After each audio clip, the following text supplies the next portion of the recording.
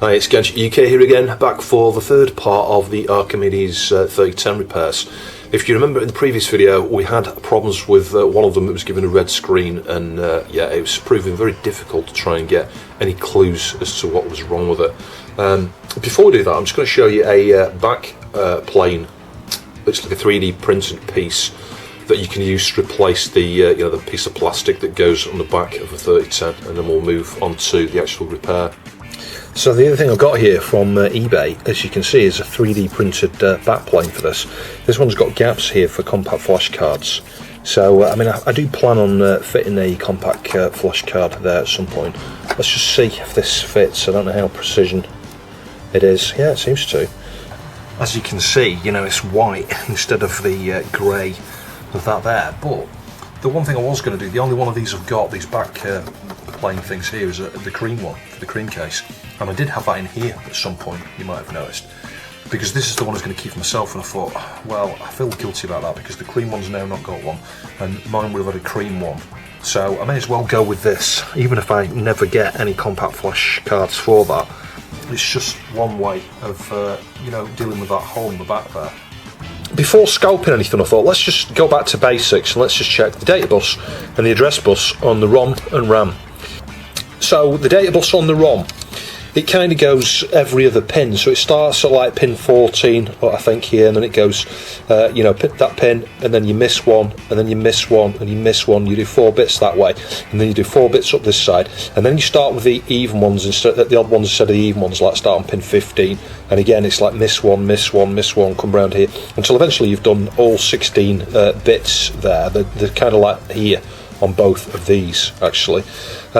And I tested the connectivity, between the ARM250 over there that you can't quite see, and the ROMs. No problems, all 32 bits connected. I did the same thing with the data bus on these. Now on these, the data bus, it's kind of like you miss the first pin, and then it's like 8 pins up here. And it's the same on the side, you skip one and it's 8 pins up here. There might be a gap in between, but I don't know. But I think the data bus is down there on those. No problems at all. So the next thing, I've skipped the address bus on the ROM because I'm thinking, if anything, it's about probability. We had some corrosion down here, so I was thinking, okay, it's probably going to be the addressing of the RAM, so let's focus on that first. You can see a resistor pack here, RP7. So what you need to do is, switch your meter into ohms. I'm not going to be able to film this easily, and just measure across this way here. Can you see 68 ohms? Just check the next one, 68 ohms. And again, you can put it on continuity and test from the connections this side here to the relevant pins up here on the ARM250. So that much we know, no worries at all.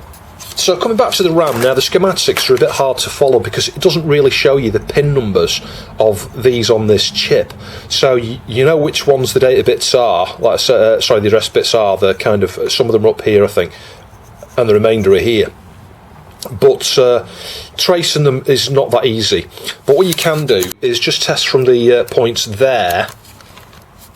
So you can't see, but I'm probing that first pin on the resistor pack there, and then probe here, as you can see.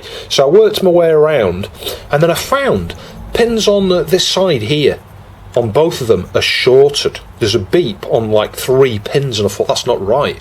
We've got 3 bits shorted together. So if we look at these first 2 pins here, I see, a resistance, which is what you'd expect, not a short. And if you just continue to work along like this, checking each one next to each other, by the time you get over here to watch this last 3, we've got a short there, we've got a short there, and a short there. So between all 3 of those pins, they're all short together. So because we've got this resistor pack here, the thing it supports us with, just watch this. It's kind of like an aid in the sense that we can get some useful information by having this resistor array in between the ARM250 and the RAM. And I'll show you what I mean. If we just measure the 2 pins here that's shorted, look at the resistance, 0.002, and just look on the other side here. This is continuity test, by the way, 0.094. It's higher, and you could see that. Well, you're going to get the resistor across there as well. You're measuring the 68 ohm resistors across these. So if we measure again on resistance, you can see 139 ohms. But if we measure this side, because this side of the resistor, there's more of a short. Can you see that? 4.1 ohms. So what that tells us, The likelihood of this resistor array being faulty is slim to none, I think.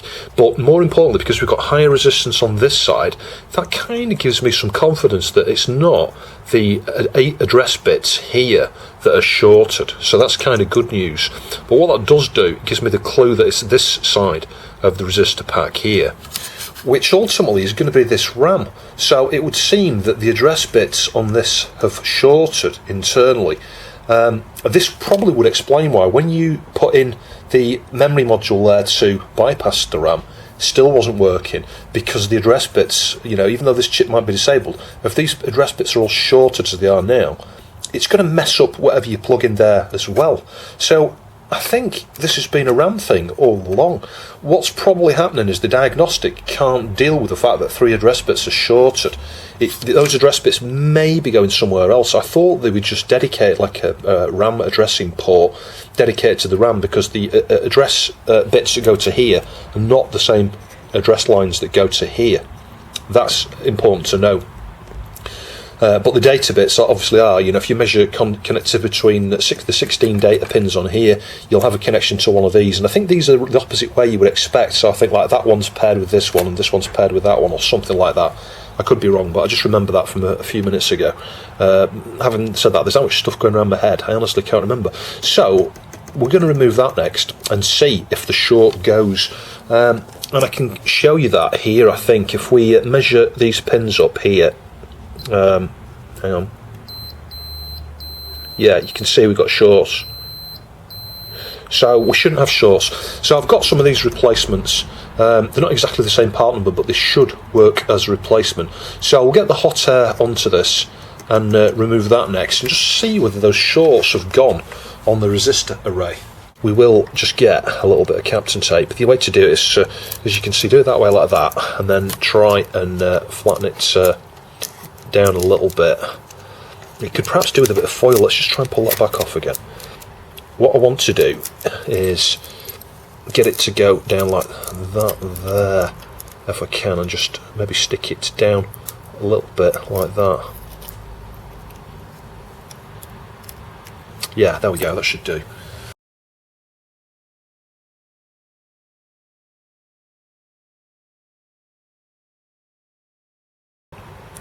Yeah, see that one's 2.1. So maybe it is. I mean, it could just be that I didn't get the probes on there very well, and that's what the 0.1 difference is. Yeah, 2.3. I don't know, I can't make much sense of that. So, yeah, I have no idea how easy this is going to be to come off. It's one of these SOJ chips, this, isn't it? And there's a lot of pins, it's long. I don't like long chips like this. Let me just see if we can squash that tape down there a little bit. There we go. Yeah, I just want to minimise the risk of melting that connector.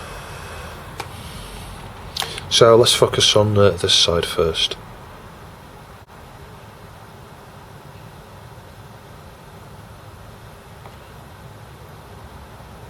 Now remember, there was a bit of corrosion down here on this side, but it was on the right hand side, not on the left hand side where those pins are all shorted.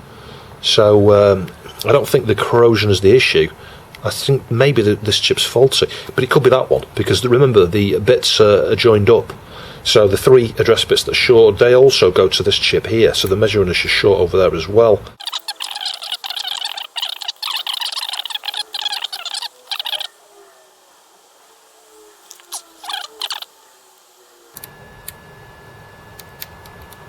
Can you hear it? It's starting to come off that. Could be careful. Oh yeah, I'm not sure if I've just lost a track there in the end.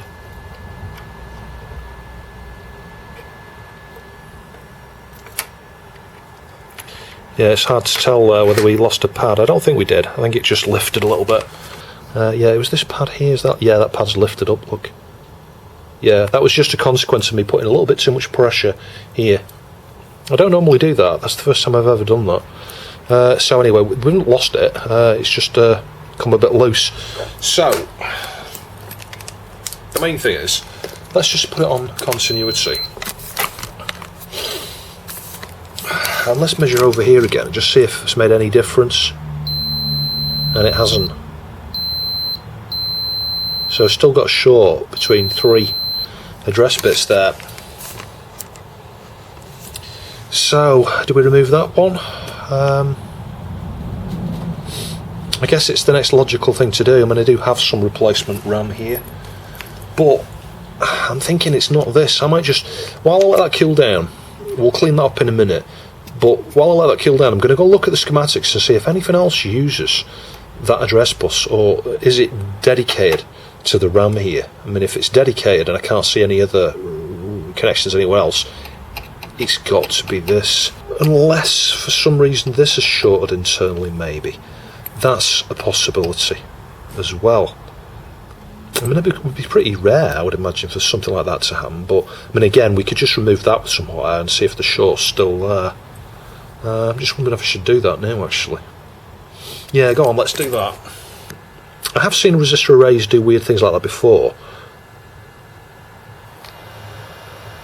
but it would be really rare. I'm not even sure what would have caused it. Don't know. But anyway, this will rule it out one way or another.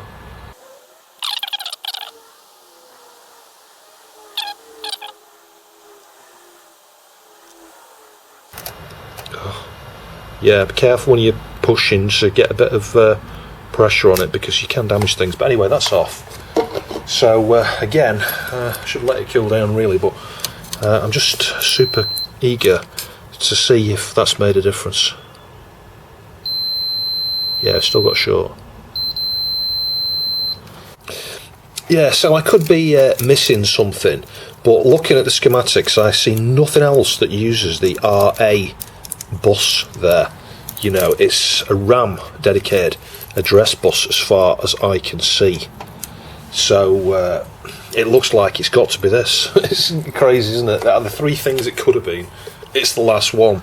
And the most illogical, because that's where the corrosion is. You'd think that's where the fault is.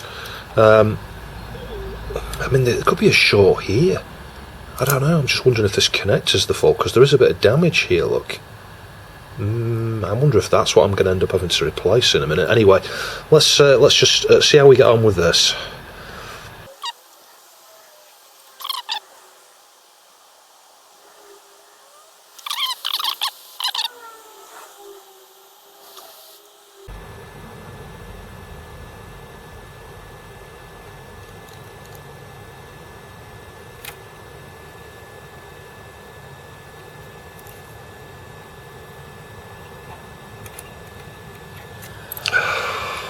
It's the ground, isn't it? See you. There we go. So we'll just flip that over. There we go. Oh, that was painful. Well, the crazy thing is, as you can see, we still have a short. So it's got to be this. It's ironic, I only noticed this damage just before we took these chips off here, and they just look a bit mangled, but I didn't think that was going to be the short. Out of interest, let's just see if those are the pins.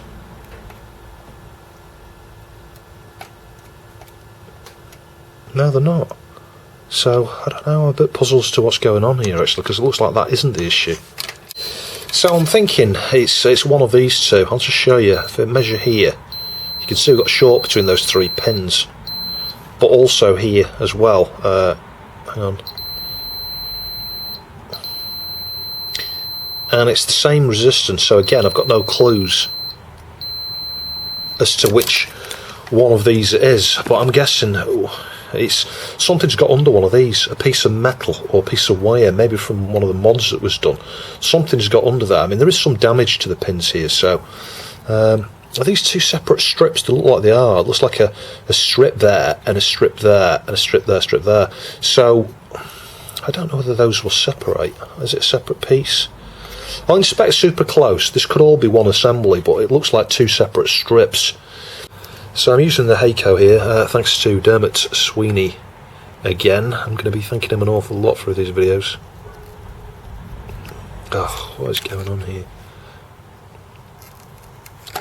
So let's just try and carefully remove the solder. I hope we don't lose any pads.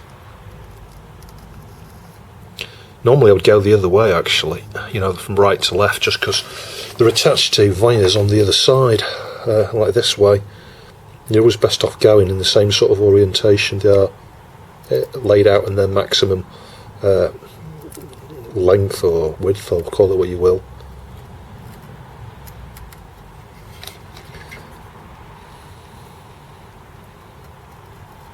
Anyway, you get the general idea. I'll show you in a minute when I've finished. So this is super annoying. The short seems to have gone now. All I've done is clean up. So was there something on here that was conductive? Maybe some of the electrolyte, maybe there was some of the battery alkaline or something that was making the conductivity, because the short has now gone. Now I've tried to inspect under there. I've not touched it. There could be a piece of wire or something under there, and because I've been flipping the board over, maybe that's done it, but I don't know. It doesn't seem to be. Now there was something black here, and I cleaned that off as well. You know, those look pretty clean. It's just here, doesn't look so tidy.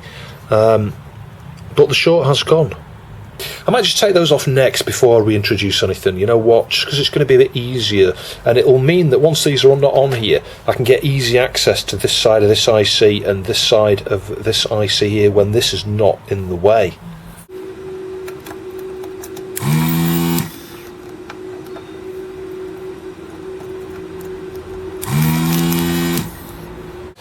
So I found the easy way to get that off was just use the normal desolder pump here. And then you know, pivots on a couple of pins, as I've shown in many of the videos, and then just wobble the socket slightly and see if the pins are moving on the underside, and there were several that weren't, so I could free those up one by one and then wiggle it again. I could see that one was moving and there was just a few left. Just continue that process really until all of the pins were free, and then it's just literally just came straight off. I didn't have to lever it or anything. So we can clean under here, but you know, there's no damage there, but it's going to be easier soldering this side of this IC without that there, that's for sure, and then I can fit this back on afterwards. I might see if I can pull out one or two of these here out the socket, just straighten them up a little bit because they look a bit mangled. Sometimes if you get little flat pliers like this and just grab the pin, you may be able to push the pin out through the other side. In fact, that's happening. Can you see that? That pin's coming out there. So yeah, I'm not sure if that's focused very well, but you can see that pin is coming out just by virtue of pushing, you know, grabbing it and pushing it like that. So I can tidy those pins on the end up there. But right now, I just want to clean that up and inspect it. We'll do the same with this one, and then just reinstall everything. But the short has gone. It's really weird. It seemed to go after I cleaned up here, so there must have been something conductive. But something has occurred here. It's kind of weird here. I've cleaned that with a fiberglass pen. It's really weird. I don't know what's happened there, but the traces are all alright, so I'm not really entirely sure what the issue was. So let's just give that a gentle wipe with the cotton bud, and I'll just go over those with the fiberglass pen as well. Yeah, you can see it's not come up very much better there. See if we can get them looking slightly silvery. Yeah, that's looking a little bit better. Need to get a new bristle thing here, brush for the fiberglass pen. It's run out. I'm doing that A4000. It's just been sat here since I did the part 2 video there. And the minute I picked it back up, I fit it straight away within like half an hour. I mean, it did take me half an hour probing around all the connectivity for the data and address bus there. But this just goes to show, you know, I wasted a bit of time in the first part. Although I was on the right tracks with the RAM, just from guesswork. I could have saved myself time if I tested the data bus and address bus connectivity right at the very, very start. I would have hit it within a few minutes. Well, not a few minutes, within half an hour of you know, doing those tests. But these are super easy to unblock just using the Heiko and the desolder pump here.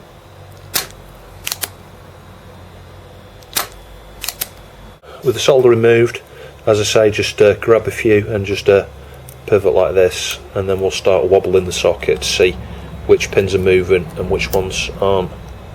What you need to do is just give it a little bit of wobble like that. Just wobble it a number of times and then start to inspect over the other side as you do this from this side. So there we go, finally got that one off as well. So no mysterious bits of wire or anything bridging, anything underneath. But I felt I had to take those off. Not really just to assist soldering these on, but it was more a case of we definitely had 3 address lines shorting. And yeah, it disappeared when I cleaned up around here and cleaned up around here, but I did quite a lot of cleaning around there and then went, okay, my shorts have now gone. Where was the short? That doesn't make any sense. It's not like there was some solder bridging pins. That wasn't the case. The shorts seemed to be something to do with perhaps the battery electrolyte. Is it classed as electrolyte in a battery? Well, the alkaline, you know, from the battery. That seemed to be causing the short. So I'm not sure. I think it was this chip. I think that's why that weird colour was there. Someone got underneath that chip. It leaked down this way here and got under that chip, because there was a bit on this side of this chip here as well that I didn't show right at the start, but it was just a little bit on the pins. The pins looked grey, that was all. Anyway, so it was worth just, I think, it was worth just removing those just to be 100% sure.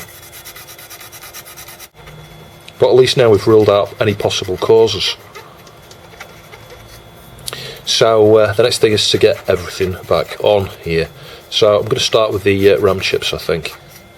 So we'll clean the underside of these with a bit of IPA because they're a bit dirty under there, and then I'll get some flux onto a piece of desolder braid and just suck up the solder off the pins here before I try and mount this back on.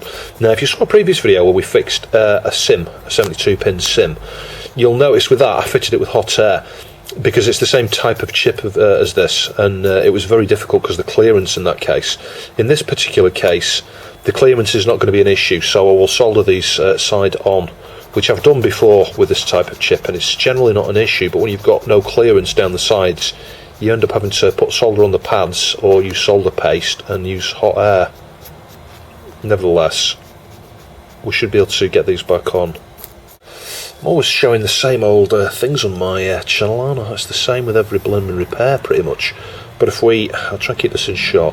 Just try and heat the solder braid there. It's got some flux on. You just gently go across the tops of these. Don't press too hard because you'll bend the pins if you're not careful.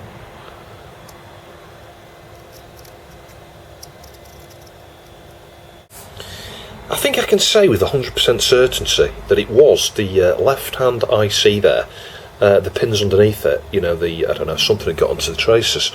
If you look at the desolder braid, I'm not sure how well you're going to be able to see from that distance. Can you see? It's kind of like black. Yeah, I hope that's focusing. It's like black. There's like a really weird black residue come off into the desolder braid there. The desolder braid went really crusty. You can see that bit there. It's like really black, sort of dark green solder. So yeah, the corrosion seems to have got underneath it, I think. So I'll just give that a quick clean with the toothbrush just to make sure in between the pins we haven't got any contaminant there. And then I think I'm going to refit that. I've got some replacement RAM, but I don't think it's any faster. If you want to overclock one of these, you need to put faster RAM chips on it. So just rethinking things, I'm not going to fit these chips back on, I'm going to keep these as spares. I don't know if you can see, I'll probably show you close moment, but the Dash 80, so they're 80 nanoseconds.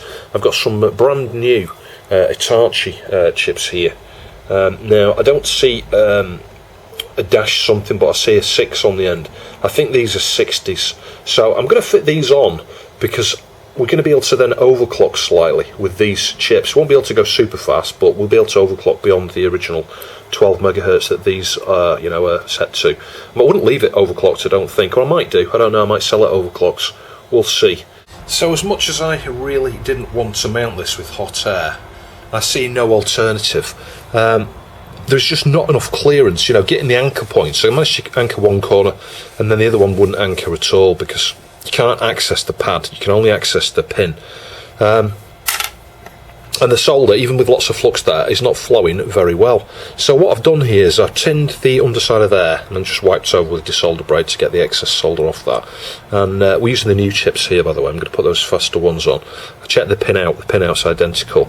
And I've got a little bit of solder across every single, and they're all level. I don't know if you can see that because of the flux.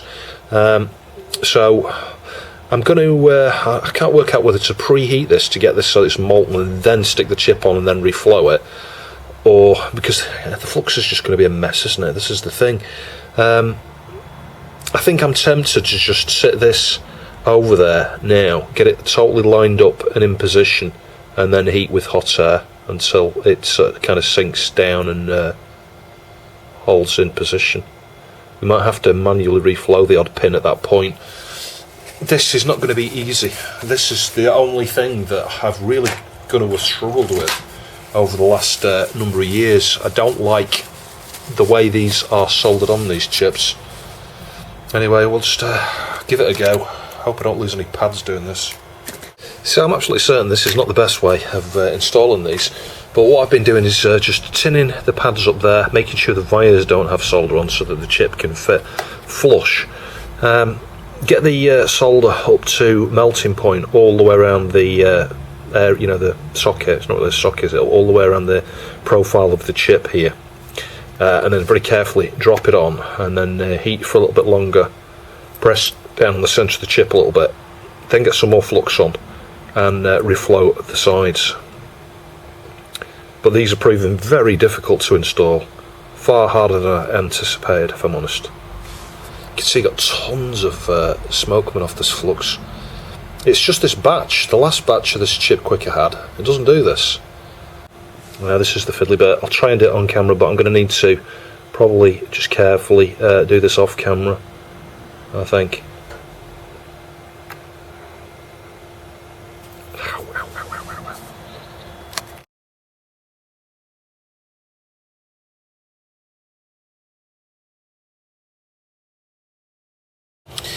So just cleaning up with the toothbrush and some IPA. I have reflowed both of these on both sides. This one here was a pain. I had to reflow this about 3 or 4 times on one side, and it's not quite straightly aligned, this one, compared to the other one. The one on the right went on a bit better. So anyway, we'll just have a good scrub around, and then I'll mop up with some cotton buds and paper towel. I straightened that cap as well while I was there, because that was crooked. I'm not sure if that was crooked from the removal or if it had always been crooked, but anyway, that's hopefully the job done. So I've done some quick checks there, and as far as I can see, everything looks alright. I didn't test all of the data bus, but the majority of it. Got a bit of flux on here now. I'm just going to carefully go over these pads and remove the solder from there. Touch that cap there. I think it's resistor, not a cap. We just carefully drag over here. I'm not pressing. So I just need to get a little bit of solder onto one pin there. This isn't really the right tip to be doing this with, actually. I might change back to the other tip because it's not flowing.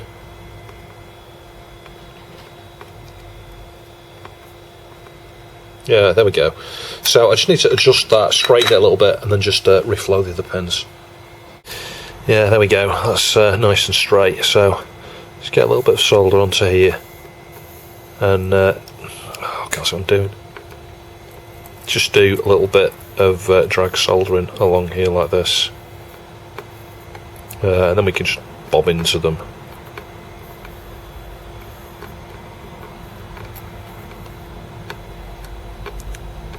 I can clean the solder off that wire in a minute, those wires below. There we go, so we'll just clean the flux off.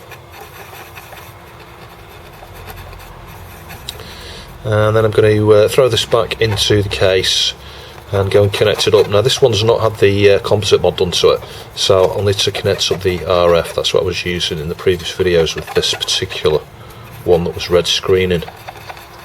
So it'll be interesting to see, well, does it work? You know, that's the thing, that RAM's had an awful lot of heat as of, well, not an awful lot of heat, but it's been heated.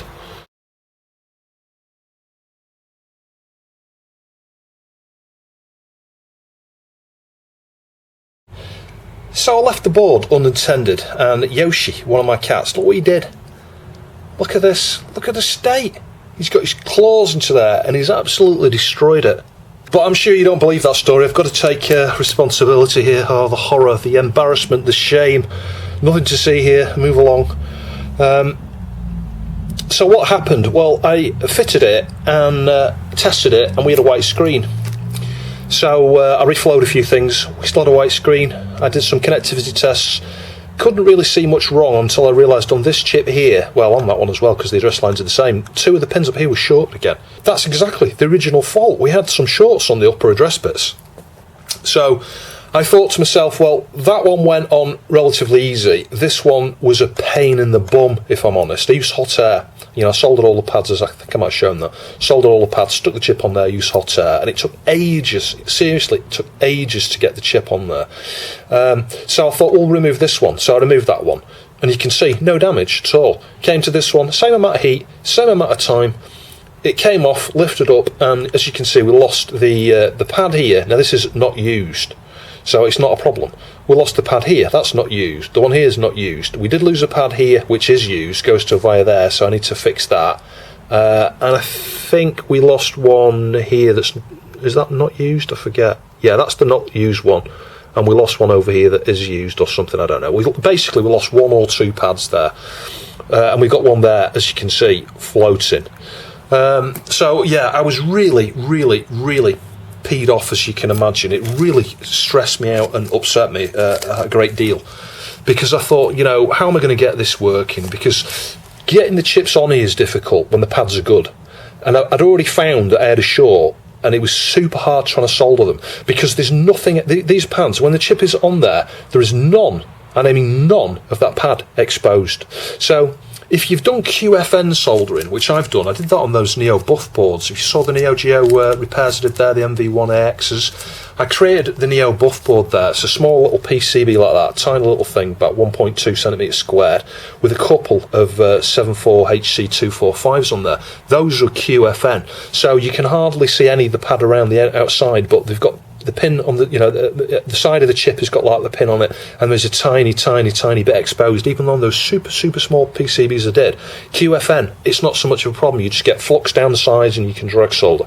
On these, that doesn't happen. You do the drag solder and the solder starts to bridge the pins. It doesn't go down underneath the pin, because the other thing with these is the curved. You know, if you look at the profile of the chip there, you're probably not going to be able to see it. It's a curve like that, a hump.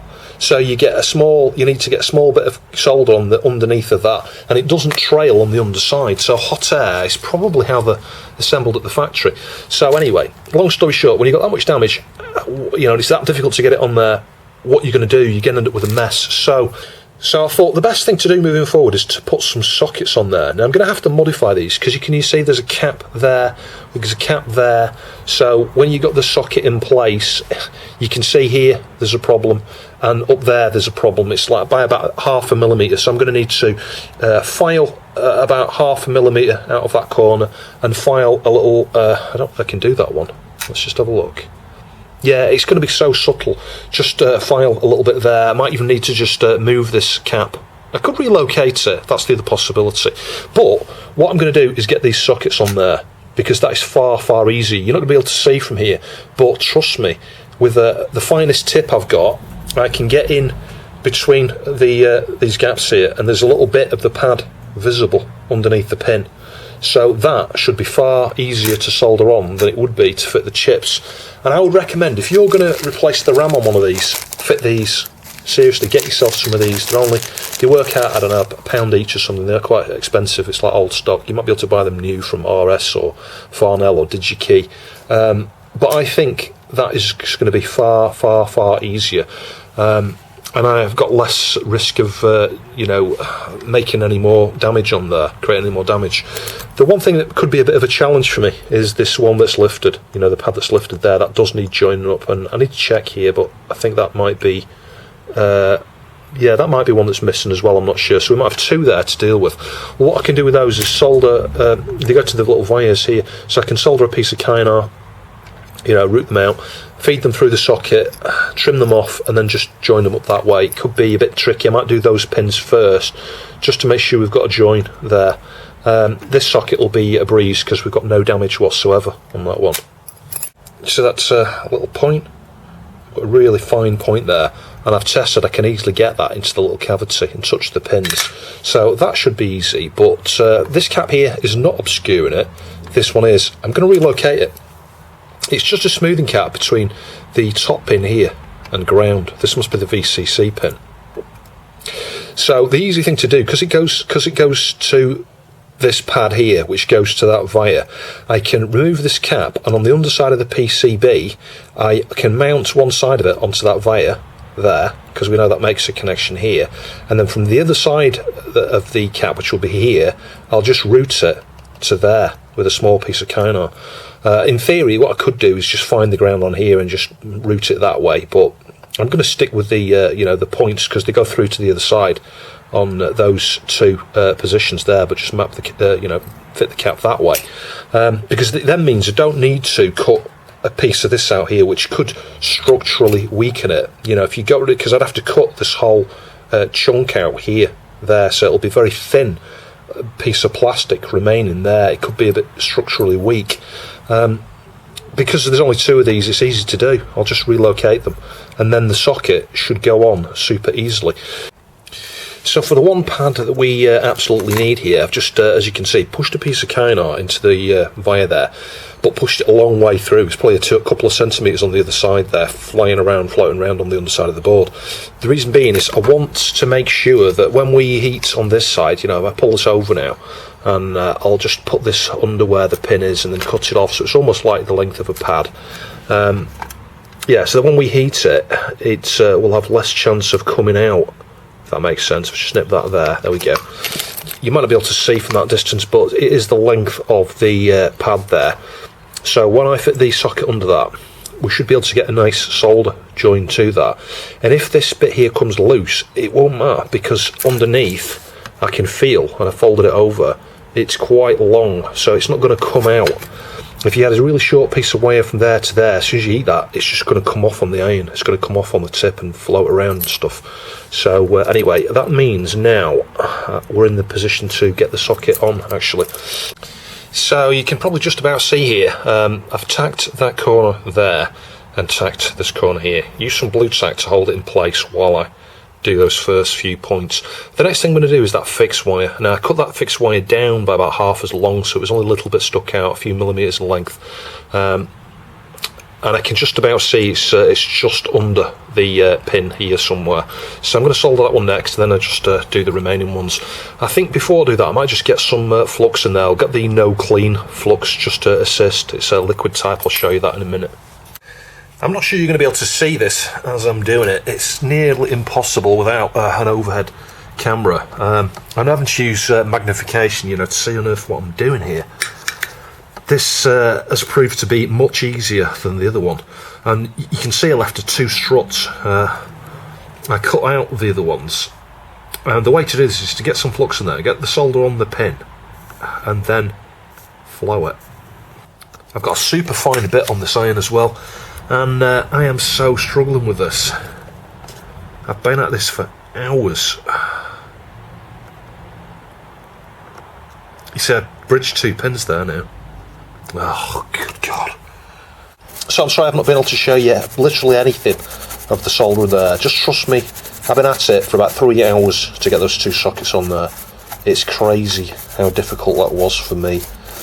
Other people I'm sure are going to pipe up and go, oh, it's easy, you just stick a bit of solder on there, or a bit of solder paste, and a bit of hot air, 2 minutes later you've got both sockets on. That was the most difficult bit of soldering I've done on my channel. Everything else has been easy compared to that. Any of the stuff on the Neo Geo boards, easy. This was just a trial for me, personally.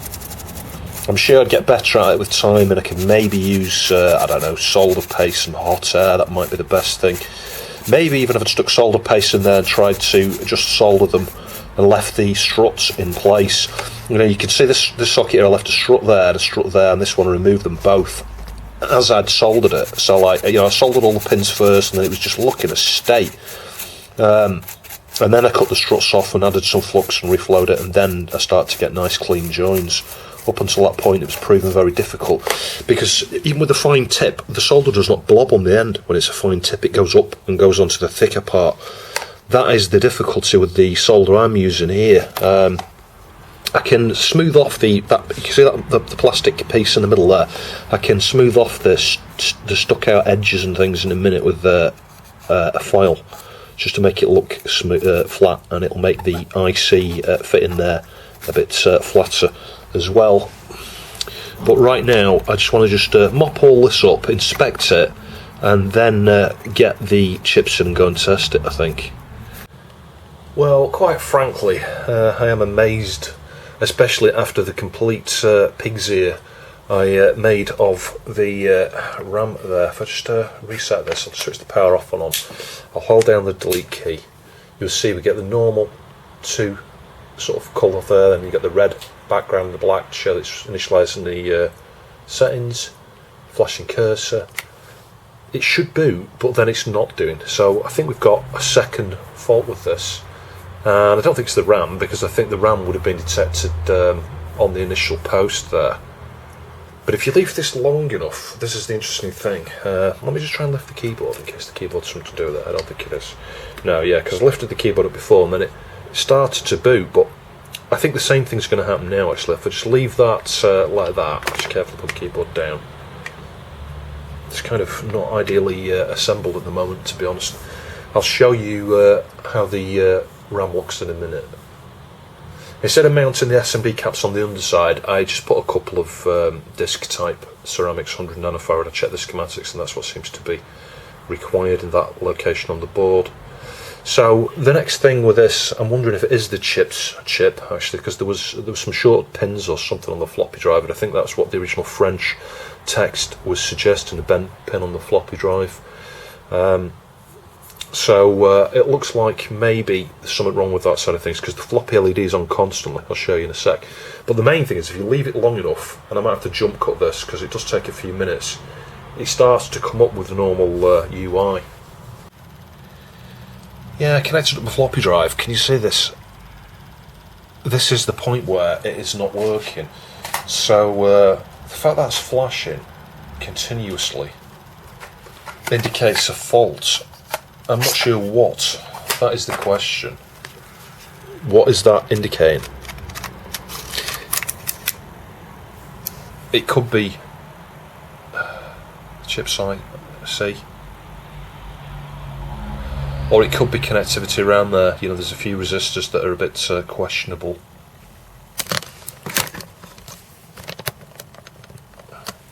You can see, you know, down here some of these are super questionable.